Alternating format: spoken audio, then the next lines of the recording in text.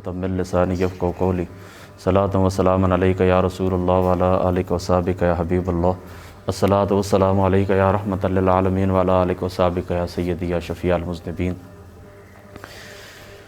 آپ لوگ اچھی طرح جانتے ہیں کہ اہل سنت چند برسوں سے تقسیم ہو رہے ہیں، گروہوں کے اندر تقسیم ہو رہے ہیں، اور یہ سلسلہ آئے روز بڑھتا چلا جا رہا ہے، اور یہ گروپ بندی اللہ تعالیٰ نہ کرے، میں سمجھتا ہوں کہ آگے جا کر فرقوں کے اندر تبدیل ہو جائے گی۔ اتنا تعصب ان مذہبی تنظیموں کے اندر، علماء کے اندر، اور یہ جتنے بھی لیڈر ہیں پھر ان کی عوام ایک دوسرے کے خلاف پایا جاتا ہے کہ الامان والحفیظ۔ اہل سنت ٹکڑے کیوں ہوئے؟ اس کے اندر بہت سے اسباب ہیں۔ گدی نشین، اسی طریقے سے نام نہاد علماء، خطباء، واعظین، یہ جاہل قسم کے مقررین، یہ لوگ ہیں جو سبب بنے اہل سنت کو ٹکڑوں کے اندر تقسیم کرنے کا۔ اس موضوع کے اوپر آپ اگر کہیں کہ گھنٹوں گفتگو کروں تو میں کر سکتا ہوں، اور میرا درد دل بھی ہے، میں کرنا چاہتا بھی ہوں۔ بہرحال ہمیشہ کی طرح وہی مجبوریاں ہیں، وہی پرابلمز ہیں۔ آپ بھی اچھی طرح سمجھتے ہیں کہ ہمارے پاس کچھ اتنے وسائل نہیں ہیں، نہ کچھ ہمارے پاس کچھ وسیع انتظامات ہیں، اور نہیں کچھ شعبہ نشر و اشاعت ہے ہمارے پاس۔ بس یہ مسجد ہے، دیہات کی ایک چھوٹی سی مسجد ہے، میں آپ لوگ سامنے بیٹھ جاتے ہیں، میں آپ سے گفتگو کر لیتا ہوں، سوشل میڈیا کے ذریعے چلو کچھ دوست سن لیتے ہیں۔ ابھی جو موجودہ صورتحال ہے کہ پیر نصیر الدین نصیر صاحب رحمۃ اللہ تعالیٰ علیہ، آپ کے مبارک عرس کی نشست تھی، تو اس نشست کے اوپر ایک اعلامیہ جاری کیا گیا، پہلے بھی کیے گئے ہیں، بہرحال یہ تھوڑا سخت تھا، اور اس کے اوپر لے دے ہوئی ہے مختلف علمی حلقوں کے اندر، علماء کے اندر، وہ بھی میں آپ کو آگے جا کے بتاتا ہوں ساری صورتحال۔ تو اس کے جواب کے اندر پھر ہمارے جو استاذ گرامی ہیں حضرت علامہ مفتی محمد اظہر محمود اظہری صاحب دامت برکاتہم العالیہ، آپ نے گولڈا شریف کے مفتیان سے چند سوال کیے، تو ان کی میں تھوڑی سی وضاحت کرتا ہوں، کیونکہ جس وقت سے یہ سوالات جو ہیں سوشل میڈیا کے اوپر وائرل ہوئے ہیں، تو مختلف لوگ اپنا نقطہ نظر وہ واضح کرتے ہیں، اپنے جذبات کا اظہار کرتے ہیں۔ بعض لوگ ایسے ہوتے ہیں کہ جو ادب آداب کا خیال نہیں رکھتے کہ علماء کا کیا وقار ہے۔ یہ بھی میں آپ کو پہلے بتا دوں، سید زادوں کا ادب بھی واجب ہے، اور بالکل اسی طریقے سے جو عالم کو غویلم کہے نا تو یہ بھی کفر ہے۔ ہاں، یہ بات بھی آپ نے یاد رکھنی ہے۔ تو کچھ لوگ اس طرح کے جو آداب سے واقف ہوتے ہیں، آداب کے اندر رہ کر اختلاف کرتے ہیں، اور کچھ لوگ اس طرح کے جذباتی ہوتے ہیں، ادب آداب کا خیال نہیں رکھتے، وہ گزر جاتے ہیں۔ بہرحال چلو ہر ایک کا اپنا اپنا نصیب ہوتا ہے۔ تو اس کے اوپر میں انشاءاللہ تعالیٰ تھوڑی سی یہ وضاحت آپ کو سوالات کی دے دیتا ہوں، اور کچھ آپ کی غلط فہمیاں یہ بھی دور ہو جائیں گی۔ لیکن اس گفتگو کی طرف آنے سے پہلے چند باتیں میں آپ کو اور بھی بتا دوں آپ کے ذہن کے اندر۔ یہ جو پیری مریدی کا سلسلہ ہے، اس کے اندر تینوں مسالک کا ایک اپنا اپنا نقطہ نظر ہے، اور تقریباً برابر ہی ہے۔ شیعوں کے نزدیک بھی پیری مریدی درست ہے، اسی طریقے سے تھوڑا سا وہ ایک نظام ان کا الگ ہے، لیکن وہ اس نقطہ نظر کے قائل ہیں۔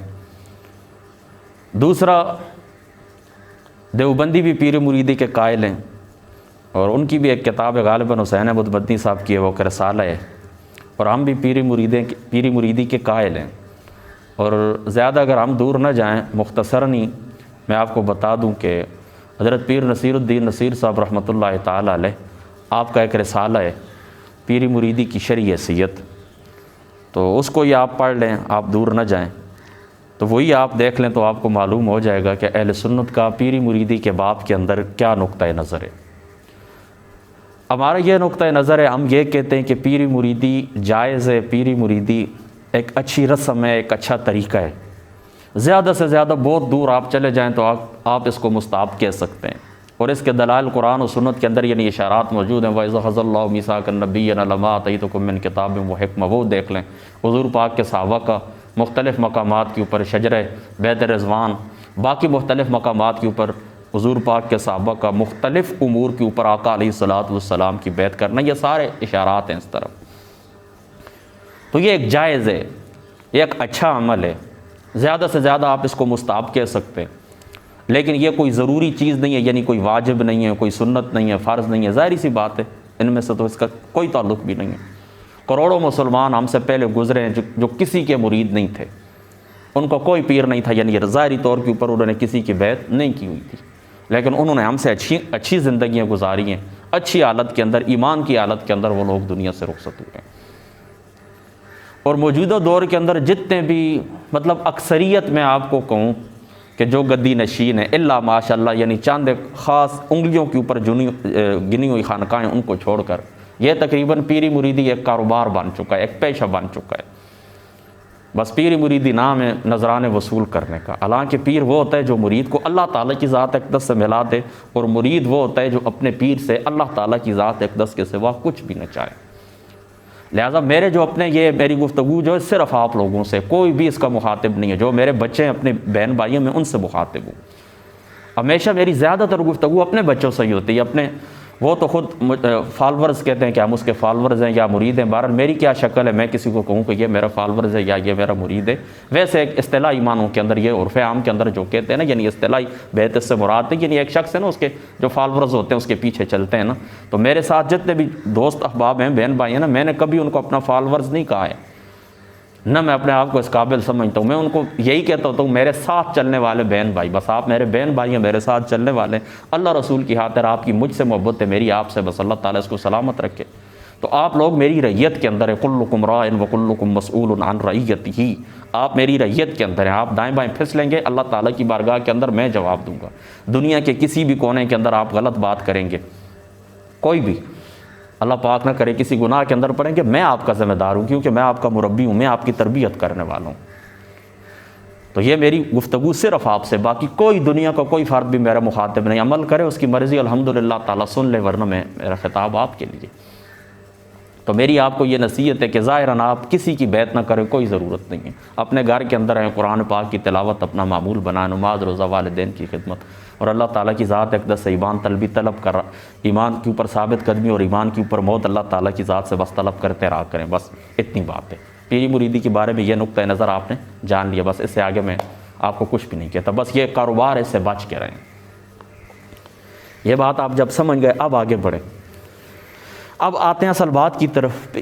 تو پیر صاحب نصیر الدین نصیر رحمۃ اللہ تعالی علیہ، آپ کے عرس مبارک کے اوپر جو باتیں ہوئی ہیں، وہ حضرت صاحب جو ہیں جنہوں نے گفتگو کی ہے، میں ان کو نہیں جانتا ہوں، ظاہری سی بات ہے کہ میرا آنا جانا بھی اتنا زیادہ نہیں ہے، مطلب میرا سلسلہ جو مریدی کا، میں حضرت قبلہ شاہ عبدالحق صاحب رحمۃ اللہ تعالی علیہ آپ کے ہاتھ کے اوپر بیعت ہوں، میرے چھوٹے بھائی بھی، بچے تک سارے، ہماری جو نسبت ارادت ہے نا وہ گولڈا شریف سے ہی ہے۔ بہرحال حاضری دیتا ہوں حضور آپ کے دربار پاک کے اوپر جاتا ہوں، حاضر ہوتا ہوں، حضرت نصیر الدین نصیر صاحب رحمۃ اللہ تعالی علیہ، بس جب بھی دل کرتا ہے چلا جاتا ہوں، اور پھر بس اتنا صحیح میرا تعلق ہے، باقی اتنا صاحبزادوں کے ساتھ میرا آنا جانا، بیٹھنا اٹھنا، کسی قسم کے یہ معاملات نہیں ہیں۔ تو اس عرس کے اوپر جو حضرت صاحب تھے جو گفتگو کر رہے تھے، انہوں نے 3 باتیں کی ہیں۔ ایک بات تو انہوں نے کی ہے کہ ہم اس بات کے قائل ہیں، یعنی پہلے مجھے کسی نے کہا تھا نا کہ انہوں نے کہا کہ ہم حضرت ابوبکر صدیق کی افضلیت کے قائل نہیں ہیں، بلکہ حضرت فاطمہ الزہرا رضی اللہ تعالی عنہا علیہ السلام آپ کی افضلیت کے قائل ہیں۔ ایک بات تو انہوں نے یہ کی ہے۔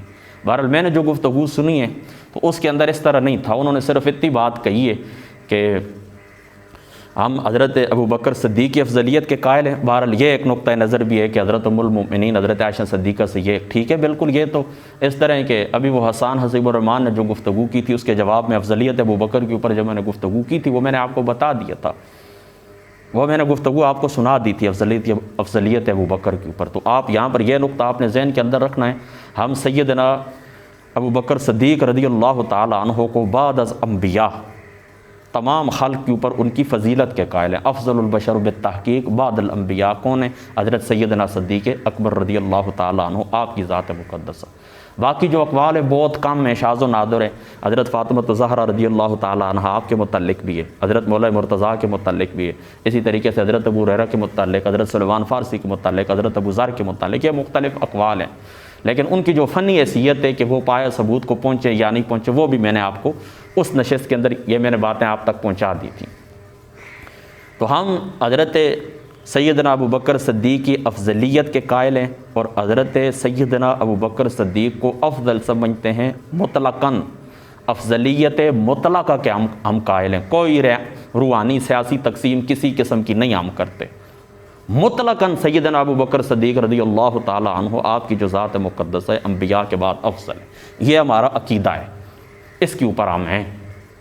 اور باقی میں نے آپ کو اس نشست کے اندر بھی یہ بات بتا دی تھی، آج بھی بتا دیتا ہوں کہ باقی جو انبیاء ہوتے تھے اللہ تعالیٰ ان کو بھیجتا تھا تو ایک نبی دنیا کے اندر آتا تھا، پھر وہ چلے جاتے تھے، دوسرا نبی آ جاتا تھا، تو حضور کی ذات اقدس کے اوپر اللہ تعالیٰ کی ذات اقدس نے نبوت ختم کر دی، تو آپ کی آل کے اندر اللہ تعالیٰ نے ولایت کو رکھ دیا ہے۔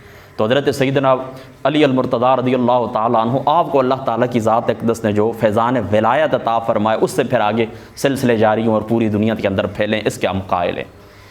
یعنی یہ آپ کی ایک خصوصی فضیلت ہے جو اللہ تعالیٰ کی ذات اقدس نے آپ کو عطا فرمائی، اس گھرانے کے اندر اللہ تعالیٰ نے رکھی ہے۔ فیضان ولایت حضرت مولا مرتضیٰ حضرت مجدد پاک کے قول کے مطابق اس امت کے اندر بھی اور اگلی امتوں کے اندر بھی روح علی ولایت تقسیم فرماتی رہی، اس بات کے ہم قائل ہیں۔ یہ خصوصی فیضان اللہ تعالیٰ کی ذات اقدس نے اس گھرانے کے اندر رکھا ہے، یہ بات آپ نے ذہن کے اندر رکھنی ہے۔ یہ خصوصی فیضان ہے جو اللہ تعالیٰ کی ذات اقدس نے اس گھرانے کے اندر رکھا ہے، اس میں کوئی شک شبہ کی گنجائش نہیں۔ تو حضرت ابوبکر صدیق خلیفہ بلا فصل ہیں، مطلقاً افضلیت کے قائل ہیں، ہم ان کی کوئی سیاسی روحانی تقسیم ہم نہیں کرتے۔ تو یہ خوبی ہے کس کی؟ حضرت مولا مرتضیٰ کی، کہ ان کے گھر کے اندر اللہ تعالیٰ نے امامت کو، ولایت کو رکھا ہے الگ طور کے اوپر۔ اور یہ جو امامت ہے نا، اس کے بارے میں بھی آپ یہ بات یاد رکھ لیں کہ یہ نبوت کے بالمقابل ایک چیز ہے، نبوت کے متوازی، تقریباً نبوت کے مترادف ایک چیز ہے، لیکن اس کو نبوت نہیں کہا جا سکتا۔ یہ بات آپ نے یاد رکھنی ہے، نبوت الگ چیز ہے، امامت الگ چیز ہے، فنکشن ان کے آپس میں ملتے ہیں۔ اور یہ اللہ تعالیٰ نے حضرت مولا مرتضیٰ رضی اللہ تعالیٰ عنہ کو نکھری اور الگ فضیلت عطا فرمائی تھی، لیکن چونکہ آپ کی ذات اقدس کے اوپر غلبہ خلافت کا ہی تھا، آپ کی ذات اقدس کے اوپر غلبہ خلافت کا ہی تھا، اس لیے حضرت مولا مرتضیٰ رضی اللہ تعالیٰ عنہ آپ کے نام کے ساتھ، نام اقدس کے نام کے ساتھ ہم امام نہیں لگاتے، یعنی امام علی کہیں تو کہہ سکتے ہیں کیونکہ آپ امام تو ہیں، امامت اللہ تعالیٰ نے آپ کے اندر رکھی تو ہے، لیکن کہتے نہیں ہیں کیونکہ غلبہ کس چیز کا تھا؟ غلبہ تھا سیاست کا، غلبہ تھا خلافت کا۔ غلبہ کس کا تھا؟ خلافت کا تھا۔ پھر دیکھیں نا، جس وقت 30 سال مکمل ہو گئے، حضور علیہ الصلوۃ نے فرمایا تھا کہ یہ جو نظام خلافت ہے یہ 30 سال چلے گا، اس کے بعد ملوکیت ہوگی۔ تو جب 30 سال مکمل ہو گئے نا تو بات ہی ختم ہو گئی۔ حضرت امام حسن رضی اللہ تعالیٰ عنہ آپ کی ذات مقدسہ نے، ان کو معلوم تھا کہ اب یہ چیز ہماری نہیں ہے، خلافت تک ہم تھے، اب یہ بات ختم ہو گئی، اب ملوکیت دوسری طرف جائے گی، لہذا چپ کر کے امت مصطفیٰ کے مفاد کے اندر ان کو خون ریزی سے بچانے کے لیے خاموشی کے ساتھ حضرت معاویہ رضی اللہ تعالیٰ عنہ کو وہ چیز دے دی۔ ان کو معلوم تھا کہ یہ ہمارا ادھر تک ہی تھا معاملہ، 6 مہینے مکمل ہو گئے نا، ادھر سے 30 سال مکمل ہو گئے، خاموشی کے ساتھ حضرت معاویہ رضی اللہ تعالیٰ عنہ آپ کو دے دیے یہ نظام، اب نظام سیاست جانو تم جانو۔ وہ یہ تو حضور کا فرمان ہے، آقا علیہ الصلوۃ والسلام نے فرمایا، مسند احمد کو اٹھا کے دیکھیں کہ میرے بعد خلافت راشدہ کا 30 سال زمانہ ہوگا، پھر کاٹ کھانے والی ملوکیت ہوگی۔ تو یہاں پر حضرت حسن رضی اللہ تعالیٰ عنہ آپ کو یہ بات معلوم تھی تو آپ نے دے دی۔ تو دیکھیں نا، اب حضرت امام حسن رضی اللہ تعالیٰ عنہ آپ کے نام کے ساتھ ہم لگاتے ہیں امام حسن، کیونکہ وہاں پر غلبہ خلافت کا نہیں تھا، یعنی حضرت سیدنا مولا مرتضیٰ نے امامت عطا فرمائی، ولایت عطا فرمائی حضرت امام حسن کو، پھر آگے انہوں نے امام حسین کو، امام حسین نے پھر آگے حضرت امام زین العابدین کو، انہوں نے پھر امام باقر کو، انہوں نے امام جعفر صادق کو، انہوں نے امام موسیٰ کاظم کو، انہوں نے امام علی تقی کو، انہوں نے امام علی نقی کو، انہوں نے امام حسن عسکری کو رضی اللہ تعالیٰ عنہ، اور قرب قیامت تک، تا قرب قیامت حضرت امام حسن عسکری رضی اللہ تعالیٰ عنہ کون؟ یعنی یہ امامت اس طرح چلی آگے، یہ ولایت کا جو سلسلہ ہے یہ اس طرح آگے چلیں کہ یہ اس طرح تقسیم آگے ایک ایک کو منتقل ہوتے رہے، ساری اولاد کو نہیں، ایک ایک کو، وہ بھی ایک الگ بات ہے، پھر کبھی آپ کو بتاؤں گا، ایک ایک کو۔ تو امام حسن عسکری کے بعد پھر یہ بات یاد رکھیں کہ یہ درجہ ملا ہے کس کو؟ حضرت سیدنا شیخ عبد القادر جیلانی رضی اللہ تعالیٰ عنہ، حضرت غوث پاک کو۔ اب قطبیت کبریٰ کے اوپر کون فائز ہیں؟ حضرت سیدنا غوث پاک رضی اللہ تعالیٰ عنہ۔ اور جب قرب قیامت میں حضرت امام مہدی تشریف لائیں گے نا تو حضرت غوث پاک رضی اللہ تعالیٰ عنہ اس منصب سے نیچے آئیں گے اور حضرت سیدنا امام مہدی اس منصب کے اوپر فائز ہو جائیں گے۔ یہ بات آپ سمجھ گئے نا، یہ ہمارا نظریہ ہے، یہ ہمارا نظریہ۔ تو یہ ایک الگ خصوصیت امامت اور ولایت والی اللہ تعالیٰ نے اس خاندان کے اندر رکھی ہے، بس آپ کو یہ سمجھا مقصود تھا، یہ سمجھانا مقصود۔ حضرت ابراہیم علیہ الصلوۃ والسلام کو جس وقت اللہ تعالیٰ نے بعض باتوں کو حکم دیے نا تو ان کے اندر حضرت ابراہیم پورے اترے ہیں۔ وَإِذِ ابْتَلَىٰ إِبْرَاهِيمُ رَبُّنَا بِكَلِمَاتٍ فَأَتَمَّهُنَّ، پھر انہوں نے وہ باتیں مکمل کی ہیں، اللہ تعالیٰ نے ان کو جو چیز عطا فرمائی تھی، جو احکام جاری کیے تھے، جس آزمائش کے اندر اللہ تعالیٰ نے ان کو اتارا تھا، تو فَأَتَمَّهُنَّ، تو انہوں نے وہ بات کمپلیٹ کی. تو پھر اللہ تعالیٰ نے فرمایا قال انی جاعلک للناس اماما، انی جاعلک، اب ہم تمہیں امام بنانے لگے. نبوت تو ان کے پاس پہلے تھی نا، ایک امامت ایک الگ چیز ہے. یہ نبوت کی طرح ایک چیز اللہ تعالیٰ نے حضرت ابراہیم کو عطا فرمائی، نبوت تو پہلے سے موجود تھی. تو قال انی جاعلک للناس اماما، اب آپ کو امامت عطا فرمانے لگے. تو وہ کہنے لگے ومن ذریتی، اللہ پاک میری اولاد کو بھی فرما. قال لا ینال عہد الظالمین. یہاں ظالمین سے مراد امام سیوطی صاحب رحمۃ اللہ تعالی علیہ فرماتے ہیں کہ جو لوگ کفر کریں گے، جو لوگ کیا کریں گے؟ کفر کریں گے، دائیں بائیں ہو جائیں گے، آگے پیچھے ہو جائیں گے، اپنی ملت کو چھوڑ دیں گے، ان کو نہیں پہنچیں گی، باقی اولاد کو پہنچے گی. اب آپ سمجھ گئے نا. تو پھر میں اپنی بات کی طرف واپس آتا ہوں. پہلی بات کہ حضرت سیدنا ابو بکر صدیق رضی اللہ تعالیٰ عنہ، آپ کے متعلق ہمارا یہ عقیدہ ہے کہ آپ خلیفہ بلا فصل ہیں، بغیر کسی تقسیم کے، اور انبیاء کے بعد افضل ہیں، بغیر کسی تقسیم کے، روحانی سیاسی تقسیم کے افضل ہیں. افضلیت مطلقہ کے ہم قائل ہیں، یہ ہمارا عقیدہ ہے.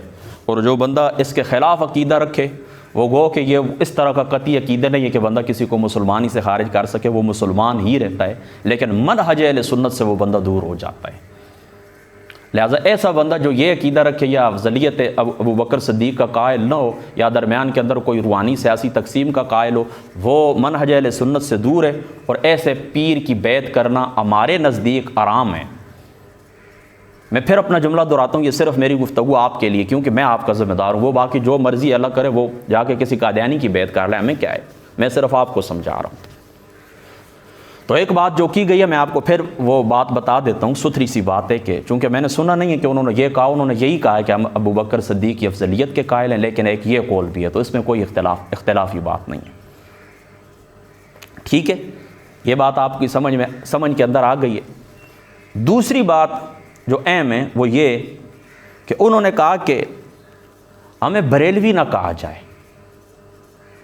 اور جھٹکے دے کر کہا کہ ہرگز ہرگز ہرگز ہمیں بریلوی نہ کہا جائے. تو اس کے اوپر مفتی اظہر محمود اظہری صاحب نے ان سے پہلا سوال یہ کیا، یہ میرے سامنے ان کی عبارت موجود ہے. فرماتے ہیں کہ بریلوی مسلک یعنی آستانہ عالیہ گولڈا شریف کے جو مفتیان سے انہوں نے سوال کیا ہے نا، وہ پہلا سوال کیا ہے؟ بریلوی مسلک اور گولڈوی مسلک پر، بریلوی مسلک اور گولڈوی مسلک پر ایک جامع تقابلی، بالکل جائزہ فتویٰ تحریر فرما دیں، جس میں بریلوی مسلک کی اعتقادی عملی خرابی واضح کر دیں، تاکہ مرید بریلوی مسلک کو چھوڑ سکیں.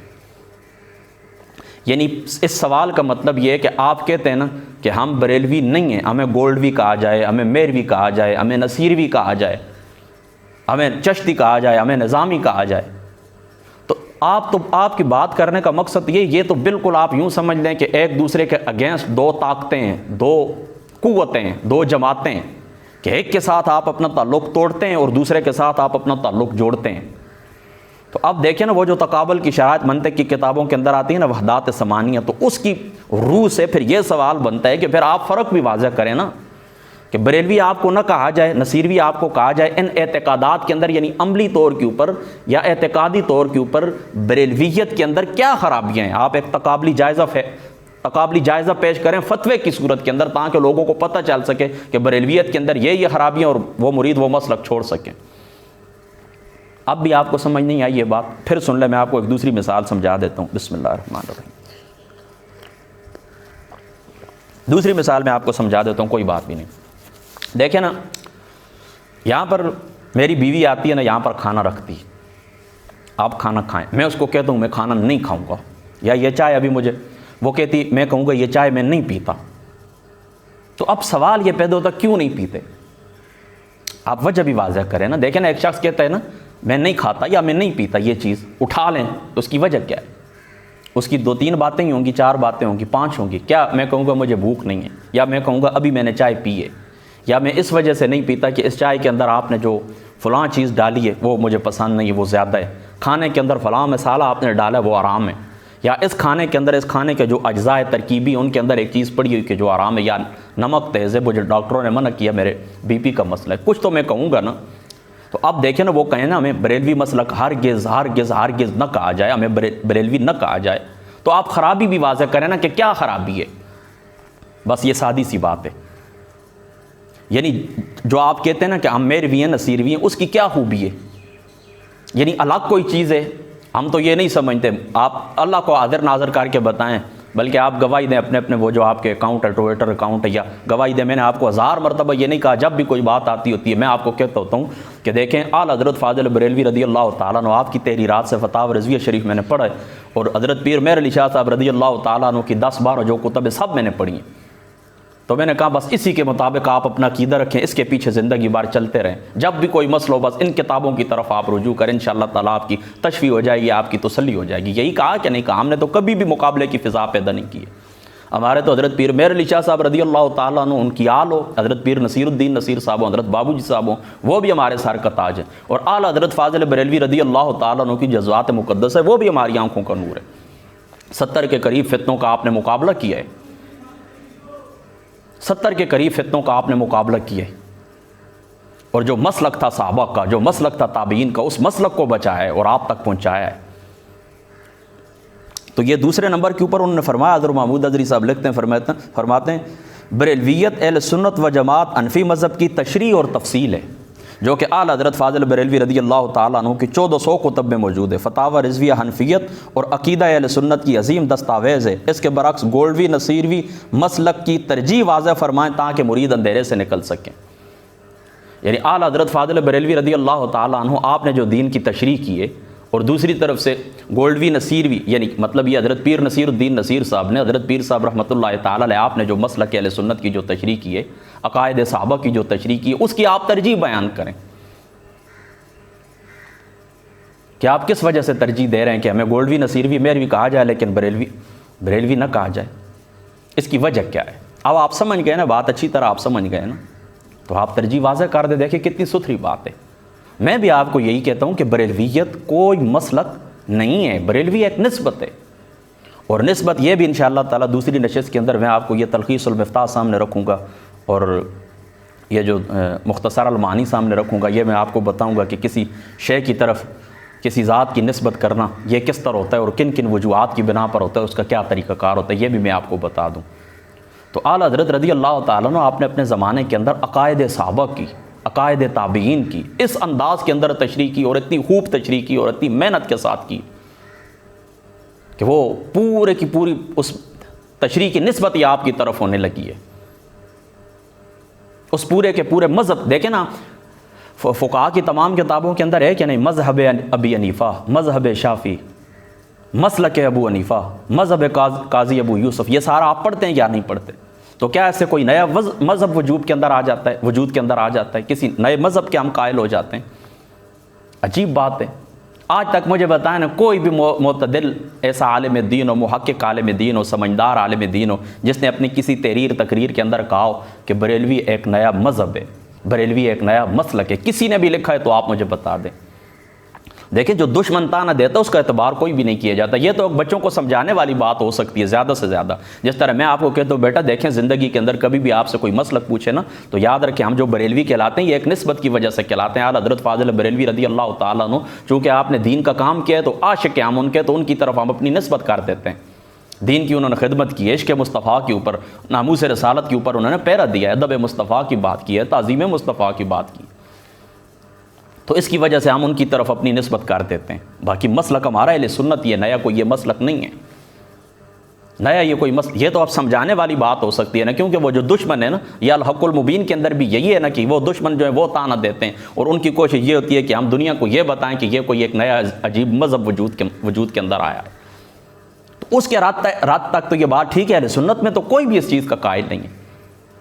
یہ تو میں حیران ہوتا ہوں اس قسم کی باتیں سن کے، بہرحال چونکہ صاحب ہم سے بڑے ہیں، ہم ادب کا وہ خیال بھی رکھتے ہیں، چلو ہم قد بھی ہمارے چھوٹے ہیں، ہمارا تقوی، علم، مساجد، مدارس سب چھوٹے ہیں، تو ہم اس اسٹیج کے اوپر نہیں ہیں کہ اس قسم کی باتیں کر سکیں، ورنہ یہ باتیں ہمیں سخت تکلیف دیتی ہیں اور غلط باتیں ہیں۔ یہ کوئی بھی اہل سنت، سب مسلک اہل سنت کے قائل ہے کہ مسلک ہمارا اہل سنت ہے، بریلویت کو کسی نے بھی مسلک نہیں کہا۔ بہرحال یہ یاد رکھیں بریلویت کیا ہے، میں پھر استاد جی کا یہ جملہ دوہرا دیتا ہوں، یعنی اہل سنت و جماعت حنفی مذہب کی تشریح اور تفسیر، یہ بریلویت ہے۔ یعنی مجھے اپنے تشریح میں کر کے آپ کو بتاؤں تو عقائد صحابہ، عقائد تابعین، عقائد اتباع التابعین، ان کے نظریات، یعنی دین کی تشریح، دین کی تعبیر، دین کی تفصیل، اس کا نام بریلویت ہے۔ دین اسلام کی تعبیر اپنے انداز کے اندر کرنا۔ یعنی دیکھیں نا، اعلیٰ حضرت رضی اللہ تعالیٰ عنہ، آپ نے کوئی ایک بات مجھے ایسی بتائیں جو نچلے درجے کے اوپر آ جائے، یعنی اصول کو چھوڑ کر، اس کے اندر بھی انہوں نے سینکڑوں فتاوجات ذکر نہیں کیے، سلاطین امت کے اقوال انہوں نے ذکر نہ کیے، ایک بات ان کی بتائیں جو قرآن و سنت سے باہر ہو۔ میں ذمہ دار ہوں اس بات کا۔ فتاوی رضویہ شریف آپ یوں سمجھے 30 جلدیں میرے سامنے پڑی ہوئی ہیں، کوئی ایک جزئی آپ مجھے ایسی بتا دیں کہ جس کے اوپر آپ نے زبردست انداز کے اندر استدلال نہ کیا ہو۔ اب یہ میری بات آپ سمجھ گئے نا، میری ذاتی سمجھ کے اندر جو یہ بات آتی ہے نا کہ انہوں نے جو کہا نا میں ہرگز بریلوی نہ کہا جائے، تو یہ تاثر اس طرح محسوس ہوتا ہے کہ جس طرح یہ کوئی ایک مکروہ نسبت ہے، ناپسندیدہ نسبت ہے، جس طرح کوئی زہریلی گولی نہیں ہوتی، بندہ کوئی یہ ناپاک قسم کی کوئی عورتیں ہوتی، بندہ کہے نہیں مجھے اس کی طرف منسوب نہ کریں، میرا اس قسم کے اس کے ساتھ کوئی تعلق بھی نہیں۔ یہ تو مجھے اس طرح محسوس ہوا ان کی باتوں سے۔ تو آپ کو وجہ، آپ ان کے ذمہ یہ سوال بنتا ہے کہ آپ وجہ بیان کریں، وجہ ترجیح بیان کریں کہ آپ کو بریلوی کیوں نہ کہا جائے، اس کے اندر کیا خرابی ہے، اس کے اندر کیا نقصان کیا ہے۔ بس سادی سی بات ہے، اس کے اندر کیا نقصان ہے۔ میں پھر اپنا جملہ دہرا دیتا ہوں، کیا یہ اتنی ناپاک اور نعوذ باللہ من ذالک مکروہ نسبت ہے کہ آپ کو اتنی تکلیف ہوئی ہے اس سے؟ اس طرح تو آج تک کسی دشمن نے بھی اس طرح نہیں کہا ہے۔ میری پوری زندگی گزر گئی، آج 32 سال میری عمر ہو گئے، مجھے جہاں پر بھی میں خطاب کے لیے بھی جاتا ہوں مجھے پوچھتے ہیں کیا لکھ، میں نے کہا صرف حافظ محمود فرید، اس کے علاوہ کچھ بھی نہیں لکھنا۔ مجھے 100 دفعہ کوئی گولڈا شریف کا میں مرید ہوں، مجھے چشتی کوئی لکھ دے، کوئی گولڈوی لکھ دے۔ میں نے کئی دیکھا ہے، وہ جو پچھلے دنوں چاند ایک ویڈیو زیادہ وائرل ہوئی تھی، لوگوں نے اپنے پیجوں کے اوپر چڑھائی تھیں، تو اس کے اندر میں نے ذکر کیا تھا نا کہ میں مرید ہوں گولڈا شریف کا، تو انہوں نے چشتی بھی لکھا ہے، کچھ بھی مجھے نقصان نہیں ہے۔ میں خوش ہوں اس بات کے اوپر، اللہ تعالیٰ کے نیک بندوں کی طرف میری نسبت ہے، انہی کے صدقے تو ہم بخشش کے قائل ہیں کہ اللہ تعالیٰ ان کے جو ہم نے دامن پکڑا ہوا ہے انہی کے صدقے اللہ تعالیٰ ہماری مغفرت فرما دیں گے۔ ہم تو خوش ہیں۔ پیر صاحب کی طرف نصیر الدین صاحب کو تو میں مرید نہیں ہوں، 100 دفعہ میرے نام کے ساتھ کوئی نصیر بھی لکھے، 1 کروڑ دفعہ لکھے، ہم خوش ہیں اس بات کے اوپر۔ تو اس طرح یہ بات ان کی انتہائی نامعقول ہے اور انتہائی دل دکھانے والی ہے۔ وہ حضرت جو بھی ہیں ہم ان کو نہیں جانتے، جو بھی ان کی انتہائی دل دکھانے والی بات ہے اور یہ تفریق پیدا کرنے والی بات ہے، اور یہ ماحول اس طرح یہ وجود کے اندر آیا ہے کہ آپ دیکھیں چھوٹی چھوٹی باتوں کے اندر لوگ تقابل، پہلے اوپر سے آئے ہیں صحابہ کو اور حضور پاک کی آل کو مد مقابل کھڑا کیا، اب یہ نچلے درجے کے اوپر بھی یہ باتیں شروع ہو گئیں۔ مجھے پرسوں کسی نے فون کیا، مجھے کہنے لگے آپ بتائیں اعلیٰ حضرت نے زیادہ کام کی یا حضرت معین الدین چشتی اجمیری رضی اللہ تعالیٰ عنہ آپ نے زیادہ کام کیا؟ بالکل اسی طرح آپ یہ کر رہے ہیں کہ حضرت اعلیٰ حضرت فاضل بریلوی رضی اللہ تعالیٰ عنہ، حضرت پیر مہر علی شاہ صاحب رضی اللہ تعالیٰ عنہ آپ کو آمنے سامنے کھڑا کرنے کی کوشش کر رہے ہیں۔ تو اس طرح تقسیم ہی ہوگی نا، اور کیا ہوگا۔ لہٰذا اس بات کی ہم شدید مذمت کرتے ہیں، اور اپنے استاد یہ مکرم مفتی اظہر محمود اظہری صاحب دامت برکاتہم العالیہ آپ کے جو بھی سوالات ہیں ان کی ہم بھرپور تائید کرتے ہیں، اور یہ انتہائی معقول سوال ہے اور ہم انتظار کے اندر ہیں کہ ان کے جوابات ان سوالوں کے جوابات دیے جائیں۔ تیسرے نمبر کے اوپر ہمارے استاذ گرامی لکھتے ہیں، سرکاری کاغذات میں مسلک ظاہر کرنے کے لیے خانے میں بریلوی، دیوبندی، اہل حدیث اور شیعہ لکھا جاتا ہے۔ مسلک کے گولڈوی نصیروی کا پیروکار یہاں کون سا مسلک لکھے گا؟ ٹھیک ہے، یہی خانے ہوتے ہیں نا۔ یہ ابھی دوسری بات بھی، وہ جو اس کا انٹرویو ہے فیضی صاحب کا، وہ جو کتاب اس کا حوالہ بھی دیکھیں، سوشل میڈیا کے اوپر موجود ہے، آپ وہاں پر بھی دیکھ لیں، میرے پاس بھی موجود ہے، میں بھی آپ کو دکھا دوں گا اگر آپ کو ضرورت ہوا تو۔ محکمہ اوقاف والے جس زمانے کے اندر آپ کے پاس آئے تھے، آپ نے اس خانے کے اندر کیا لکھوایا تھا؟ بابو جی صاحب رحمۃ اللہ تعالیٰ علیہ بریلوی لکھوایا تھا، تو اس کا جواب بھی ان کے ذمہ ہے۔ بڑا اہم سوال ہے یہ بھی۔ نمبر 4، اہل سنت بریلوی کہنے سے فرقہ دیوبندی وہابی کی نفی ہوتی ہے، سنی کہنے سے فرقہ شیعہ کی نفی ہوتی ہے، جبکہ حنفی کہنے سے شافعی مالکی اور حنبلی ہونے کی نفی ہوتی ہے، اور گولڈوی نصیروی کیا بریلویت کی نفی کے لیے ہوگا؟ یعنی دیکھیں نا، ہم اب کہتے ہیں نا کہ حنفی ہیں تو اس کا مطلب ہے باقی 3 ائمہ کے ساتھ ہمارا تعلق نہیں ہے، یعنی تعلق سے مراد ہم ان کے پیروکار نہیں، باقی تو اہل سنت کے وہ امام ہیں، ہم ان کی قدر کرتے ہیں۔ یعنی فروعات کے اندر، فقہ کے اندر ہم کس کے پیروکار ہیں؟ حضرت امام اعظم کے، تو حنفی کہلاتے ہیں تو ان 3 کی نفی ہو جاتی ہے۔ اسی طرح اہل سنت بریلوی کہلاتے ہیں تو باقی فرقے بھی تو اہل سنت کہلاتے ہیں۔ کیا دیوبندی اپنے آپ کو اہل سنت نہیں کہتے، اہل حدیث نہیں کہتے؟ شیعوں کی اتنی موٹی کتاب ہے کہ شیعہ ہی اہل سنت ہے، اس کتاب کا ٹائٹل نام ہے کہ وہ بھی تو اپنے آپ کو اہل سنت کہتے ہیں نا۔ تو جس وقت ہم حنفی بریلوی کہتے ہیں نا، بریلوی، تو انفیت سے تو باقی 3 ائمہ کی نفی ہو جاتی ہے، اور جس وقت کہتے ہیں بریلوی تو باقی جو 3 مسلک ہیں یعنی شیعہ سمیت وہ اہل سنت کہتے ہیں ان کی نفی ہو جاتی ہے۔ یعنی ہم اہل سنت ہیں، وہ اہل سنت ہیں کہ جو اعلیٰ حضرت فاضل بریلوی رضی اللہ تعالیٰ عنہ آپ کے نظریات کے اوپر جو دین کی تعبیر اور تشریح، جنہوں نے دین کی تعبیر اور تشریح جو اعلیٰ حضرت فاضل بریلوی نے ائمہ کی روشنی کے اندر، قرآن اور سنت کی روشنی کے اندر کی، ہم اس کو تسلیم کرتے ہیں، باقی نظریات کو ہم کنڈیم کرتے ہیں، رد کرتے ہیں۔ تو یہ تو ما بہل امتیاز ایک نشان ہے اہل سنت، تو سب اپنے آپ کو کہتے ہیں۔ تو باقیوں سے آپ ما بہل امتیاز آپ کے پاس نشان کیا ہے باقیوں سے جدا کرنے کے لیے؟ بتائیں نا۔ یا تو آپ کہیں کہ ہم کھچڑی پکانا چاہتے ہیں، جس طرح یہ لوگوں کو اتحاد اتفاق کا بخار چڑھ ہوئے سب کو راضی کرنا چاہتے ہیں، تو اس طرح کریں۔ آپ کو کوئی روکتا ہے؟ آپ قائدیانیوں کو اسٹیج کے اوپر بٹھائیں، آپ کا اپنا اسٹیج ہے، آپ سے کوئی پوچھنے والا ہے؟ کوئی بھی نہیں پوچھنے والا۔ میں تو 100 دفعہ کہتا ہوں، کوئی شخص ایک شخص کہتا ہے میری نسبت نہ کریں، نہ کریں۔ کوئی شخص کہتا ہے مجھے بریلوی نہ کہا جائے، نہ کہا جائے، کوئی بات بھی نہیں ہے، بالکل نہ کہیں، ٹھیک ہے، آپ نسبت نہیں رکھنا چاہتے نہ رکھیں، لیکن ہمارا تو تعلق ہے نا الحمدللہ تعالیٰ، پھر ہمارا تو حق بنتا ہے نا، ہمارا تو حق بنتا ہے کہ ہم دفاع کریں اپنی نسبت کی اور وضاحت دیں کہ یہ اس سے مراد فقط نسبت ہے، کوئی مسلک نہیں ہے۔ اس بات کو آپ سمجھ گئے نا؟ تو میں اپنے ذاتی طور کے اوپر یہ چونکہ 3 شقیں مکمل ہو گئی ہیں، 4 شقیں بلکہ مکمل ہو گئی ہیں، اگلی کی طرف بھی میں آتا ہوں، لیکن ایک بات میں جو سمجھاؤں اپنی ذاتی طور کے اوپر وہ یہی سمجھاؤں، بسم اللہ الرحمن، میں یہ بات یہی سمجھاؤں کہ چونکہ اعلیٰ حضرت رضی اللہ تعالیٰ عنہ آپ نے سب سے زیادہ جس بات کے اوپر زور دیا ہے وہ بدمذہبوں سے دوری، اور اللہ تعالیٰ کا قرآن بھی اس کے اوپر گواہ ہے، رسول اللہ کی سنت بھی گواہ ہے۔ قیامت والے دن جانتی جانمیوں سے زوال کریں کہ ما سلککم فی سقر قالوا لم نک من المصلین ولم نک نطعم المسکین وکنا نخوض مع الخائضین۔ اس کے اندر آخری جو ہے نا گندے لوگوں کی مجلسوں میں جا کے بیٹھا کر، ان سے یہی مراد ہے بدعقیدہ لوگ۔ حضور نبی پاک صلی اللہ تعالیٰ علیہ وسلم نے فرمایا کہ یہ جو قدریہ ہیں اس امت کے مجوس ہیں، اس امت کے مجوس، لہذا ان کے ساتھ تمہارا بائیکاٹ ہے، یہ مر جائیں نہ جنازہ ان کا پڑھیں، اگر یہ وہ ہو جائیں بیمار ہو جائیں، کوئی عیادت ان کی نہیں ہے کسی قسم کا، آپ کا یعنی یہ حدیث پاک کا خلاصہ ہے مسلم شریف کا، جامع ترمذی شریف کے اندر بھی موجود ہے، سنن ابن ماجہ کے اندر بھی ہے، مصنف کے اندر بھی ہے، سب کے اندر یہ روایت موجود ہے، ساری کتب حدیث کے اندر۔ تو اس کے اندر محدثین نے لکھا ہے اس کی شرح کے اندر کہ اس سے مراد یہی ہے کہ ہر قسم کا، یعنی یہاں پر جو قدریہ ہے نا اس کا تو ٹائٹل ہے نا، اس کے نیچے جو بھی بدمذہب وہ اللہ رسول کے قانون سے وہ دائیں بائیں ہو جائے اور ضروریات دین سے وہ دور ہو جائے تو وہ اسی کیٹیگری کے اندر فال کرتا ہے۔ قاضی ایاز نے روایت نقل کی ہے، یہ چونکہ میرا موضوع نہیں صرف اشارہ آپ کو دیتا ہوں، قاضی ایاز صاحب نے شفا شریف کے اندر یہ روایت نقل کی ہے کہ حضور نے فرمایا ایک زمانہ آئے گا، ایک امت ایسی آئے گی جو میرے صحابہ کو برا بھلا کہے گی، تو خبردار تم نے ان کے ساتھ کھانا نہیں ہے، تم نے ان کے ساتھ پینا نہیں ہے، ولا تناکحوہم ولا تشاربوہم، یہ جو الفاظ ہیں ولا تواکلوہم، نہ ان کے ساتھ مجلس ہے، نہ ان کے ساتھ مناقعات ہے، یعنی نکاح وغیرہ نہیں رکھنا ہے، اٹھنا بیٹھنا کھانا پینا کچھ بھی نہیں ہے۔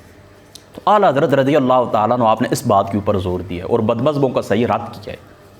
اب چونکہ ان کے دنیاوی مفادات بھی ہیں، ان کے سیاسی مفادات بھی ہیں، ان کے خانقاہی مفادات بھی ہیں، پیری مریدی بھی ایک دھندا ہے، تو میں سمجھتا ہوں کہ اب اس طرح کے معاملات ہیں کہ چونکہ لوگ ان کے ساتھ تعلق تو اب ان کے بن گئے ہیں، باقاعدہ بڑی بڑی گدیوں کے رشتے ایک دوسرے سے طے ہو گئے ہیں بغیر کسی شیعہ سنی کے فرق کے، تو اب علماء بھی نہیں بولتے۔ اب دیکھیں نا کتنی شیعہ لڑکیوں کا نکاح سنیوں سے ہوا ہے، میں گواہ ہوں اس بات کا۔ یہ ابھی جو ٹی وی کے اوپر بھی یہ کیس آتا تھا 2000 کا، وہ تو خیر چلو آپ کے آنکھوں کے سامنے 2000 اور دوسرا ظہیر نام تھا ان کا غالباً، وہ ان کا اب ظہیر جو ہے وہ سنی ہے اور لڑکی جو 2000 ہے مادی نقوی اس کی والد صاحب کا نام ہے، اس کی اماں کا نام ابھی میرے ذہن سے اترا ہے، وہ شیعہ مسلک سے تعلق ہے۔ کالج یونیورسٹیوں کے اندر کئی ہمارے دوست شیعہ لڑکیوں سے ان کی شادی ہوئی ہیں، تو اب تو علماء بھی نہیں بولتے، وہ آرام والے فتوے آپ چپ کر گئے ہیں، سارے ٹھنڈے ہو گئے، اس طرح ٹیکے ان کو لگ گئے ہیں، کسی وہ برف والے ٹیکے لگتا ہے کسی نے ان کو لگائے، اچھلتے تھے، تو اب یہ سارے معاملات اس طرح ہو گئے ہیں، تو اعلیٰ حضرت رضی اللہ تعالیٰ عنہ کی جو تعلیمات ہیں یہ ان سے دور ہو گئے ہیں۔ تو اب جس وقت ان کو کوئی پکڑتا ہے نا یہ بدمذہبوں کے ساتھ کھانا پینا، دیکھیں تمہارے اعلیٰ حضرت نے قرآن و سنت کی روشنی میں حرام قرار دیا ہے، تو اب یہ کہہ تو کچھ نہیں سکتے۔ انہوں نے تو یہاں بھی لکھا بدمذہبوں کے آپ بیٹی شادی کریں گے تو وہ اولاد بھی آگے حرامی ہیں۔ اب یہ دیکھیں نا ان فتووں کے اوپر یہ پورا اترتے تو نہیں ہیں، وہ ان کی فکر کے تو باغی ہیں، جب باغی ہیں تو انہوں نے کہا جان ہی چھڑائیں اس سے اور کہیں کہ ہمیں بریلوی ہے نہ کہا جائے۔ یہ میری اپنی سوچ ہے، دیکھیں آپ اختلاف کر سکتے ہیں، اور یہ میں اس ضمن کے اندر کہہ بھی نہیں رہا ہوں کہ آپ شاید یہ سمجھ رہے ہو نا کہ گولڈا شریف کی طرف یا باقی طرف میرا اشارہ، یہ بالکل نہیں ہے۔ اللہ کے گھر میں ہوئے پاس رسول اللہ کا ممبر، ایسی کوئی بات بھی نہیں، مطلب اپنی ایک میں سمجھ جو میری عقل ہے اس کے مطابق میں بات کہہ رہا ہوں کہ لوگ یہی سمجھتے چونکہ ان کے نظریات اعلیٰ حضرت کے سخت تھے، وہ تو یہ رعایت اتنی بھی کہ عجب تیری سیاست، عجب تیرا نظام، یزید سے بھی مراسم حسین کو بھی سلام. اس کے تو وہ قائل نہیں تھے، تو یہ اب اس کے قائل ہو گئے ہیں تو انہوں نے کہا کہ جان ہی چھڑا دیں. اللہ اکبر اللہ اکبر. سمجھ گئے نا اس بات کو. پانچویں بات اب آپ سنیں. اہل سنت بریلوی مسلک کے شعار، ہمارے شعار کیا ہیں؟ ندا ہے یا رسول اللہ، یا علی، یا غوث پاک رضی اللہ تعالیٰ عنہ، حق چار یار، الصلاۃ والسلام علیکہ یا رسول اللہ، میلاد النبی، 11ویں شریف، یہ ہمارے شعار ہیں. تو کیا گولڈوی نصیروی کا شعار، گولڈوی نصیروی کا الگ شعار ایمان ابو طالب، بنو امیہ، اچھا بنو امیہ پر لعنت، مولا علی کی کلی فضیلت، سیدنا خاتون جنت کی کلی فضیلت، اور صرف آل بیت کا ذکر کرنا ہی ہے، تو یہ شعار روافض کے اندر بھی موجود ہے. یعنی یہ کام وہ بھی کرتے ہیں، تو اہل سنت کا فرق کیسے کریں گے؟ اب دیکھیں یہ انتہائی اہم سوال اور لوگوں کو مغالطہ افرینی لگتی ہے. وہ کہتے ہیں اچھا اس کا مطلب ہے جو ایمان ابو طالب کا قائل ہو جائے، اور حضور نے فرمایا، جامع ترمذی شریف کی روایت ہے کہ حضور علیہ السلام کے ناپسندیدہ قبیلوں میں سے ایک بنو امیہ بھی تھا.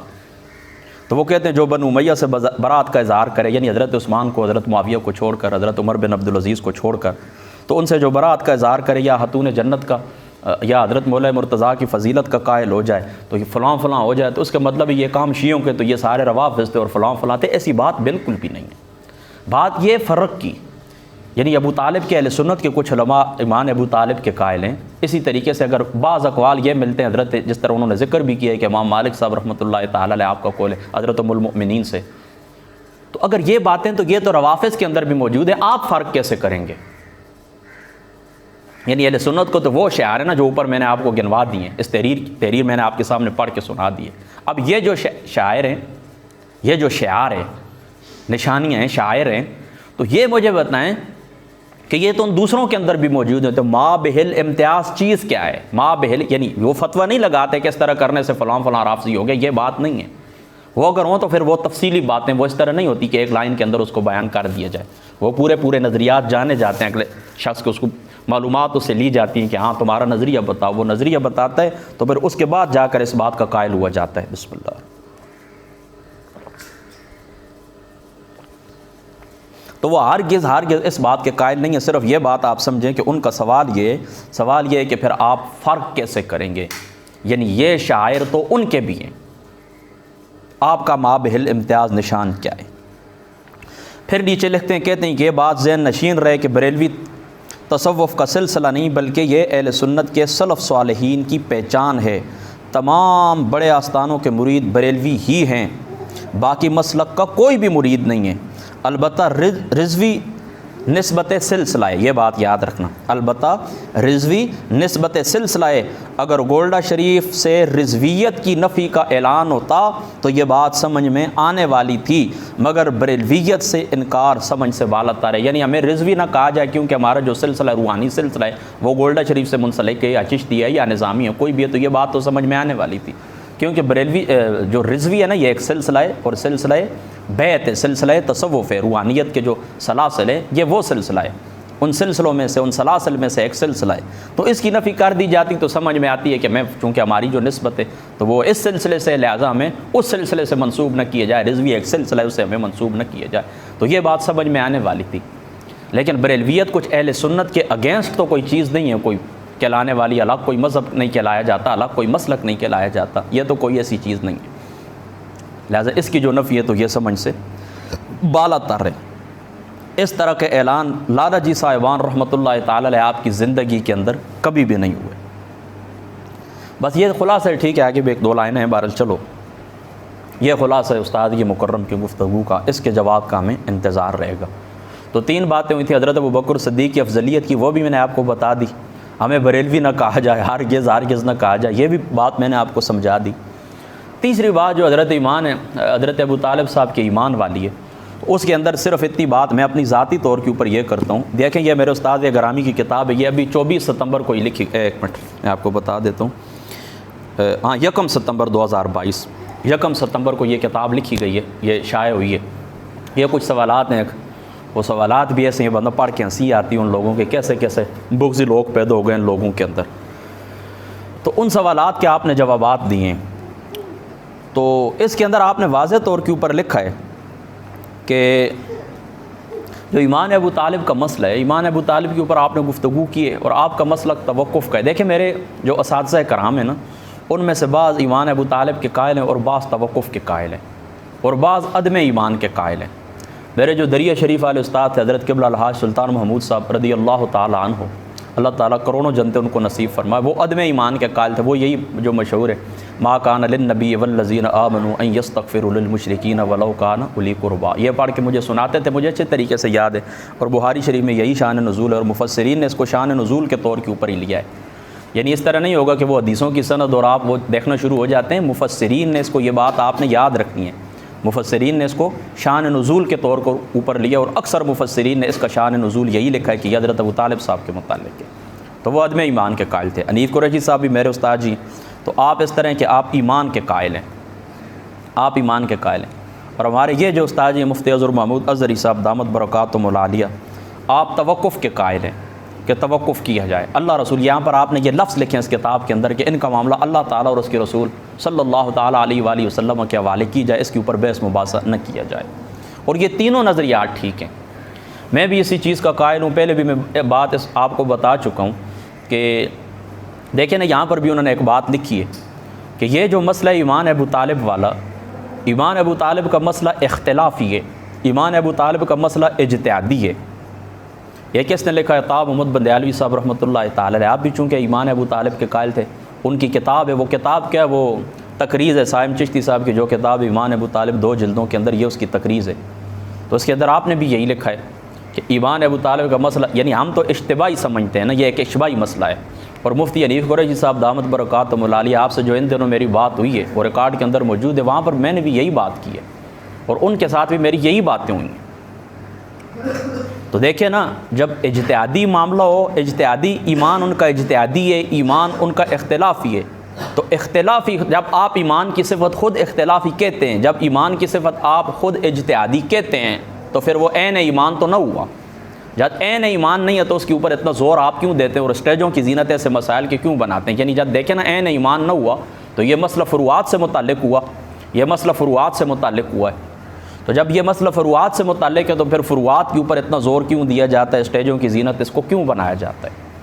تو ہم ایمان ابو طالب کے قائل ہیں بعض قرائن کی روشنی کے اندر، اور یہ معاملہ ہمارا عقیدت کے اوپر مبنی ہے، محبت کے اوپر مبنی ہے۔ امام آلوسی صاحب رحمۃ اللہ تعالی علیہ، آپ کی بات مجھے بڑی پسند آئی ہے، وہ کہتے ہیں کہ اکثریت علماء کی جو متقدمین ہیں وہ عدم ایمان کے قائل ہیں، لیکن جو لوگ ایمان کے قائل ہوئے ہیں انہوں نے دلائل دیے ہیں، تو وہ حضور نبی پاک صلی اللہ تعالیٰ علیہ وآلہ وسلم، آپ کی آل پاک کے ساتھ انتہائی محبت کرنے والے تھے اور انتہائی پیار کرنے والے تھے، لہذا ان کے دلائل کا احترام کیا جائے۔ اور ابو طالب صاحب کے متعلق آپ برے کمنٹس کریں گے تو جو حضور پاک سادات ہیں، جو حضور کی آل ہیں، ان کو تکلیف پہنچے گی، لہذا اس سے پرہیز کرنا چاہیے۔